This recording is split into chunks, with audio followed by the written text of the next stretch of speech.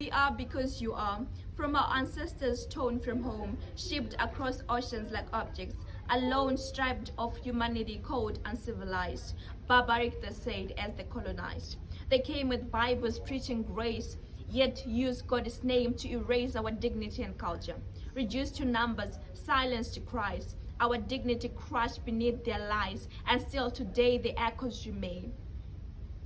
Justice is blind, but we still feel the pain. Ghana castles like Elmina castles cries out the impact of racism on black people. They said slavery died, but black children are being shipped from Africa to places like Thailand and the promise of lucrative jobs, and yet have their passport taken away from them and have them enslaved. Vietnam, a hand in my hair, mocked from my skin as though I'm not there. In America, our people fall, shot in the street with no justice at all. Remember George Floyd? He had goals, dreams, but all of those things were taken away from them because of a white policeman in Minnesota, because of the color of his skin. In Spain, we walk in constant defense because we are likely to face 25% of sexual harassment because of the color of our skin. And those people, they don't face any consequences. A boy once blamed, executed without any proof. Remember George Stein? He was executed at just 14. No solid proof, just racial waste. Years went by, the truth was known, but still another black life was gone. When does it end? When will we breathe without fear? When will the black children dream without a dread, not worry about waking up dead? How many more have to die? The same police that is meant to protect us, they are the ones putting us in danger. But hear this now. We rise, we speak, we seek.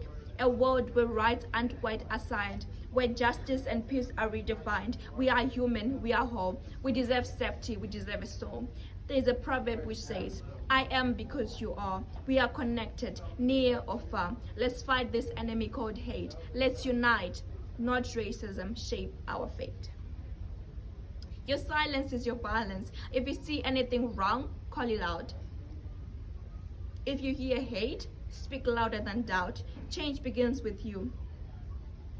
The biggest lesson I learned from being on this course is racism is real, and it can only be ended by taking action, not by procrastinating that somebody would do it. It starts with me and you. This is a place of no return. This is a place called Fort Orange. This is a place in Ghana where black people were brutalized. This is a place where they were separated from their families. This is a place whereby their dreams were taken away from them. This is a place where they were separated from their families. This is a place of no return. This is a place of just brutality that black people went through. This is a place where pain was the only language spoken for the black people. As white people,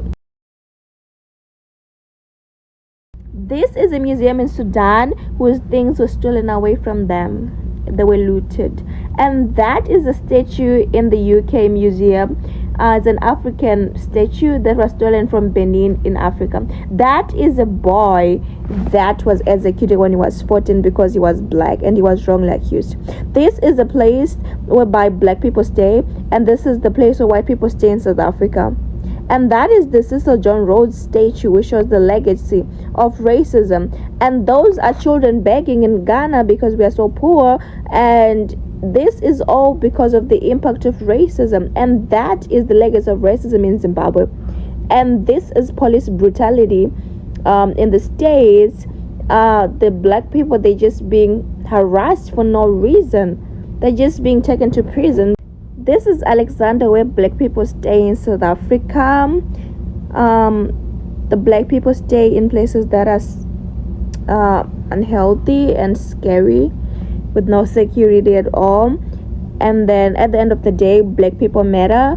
Let's take this whole thing of just racial segregation and racism real, because it actually exists, let's unite and be one and fight against racism, because racism is not just affect a certain group of people, it also affects the black people, the Latin American, the Native Americans.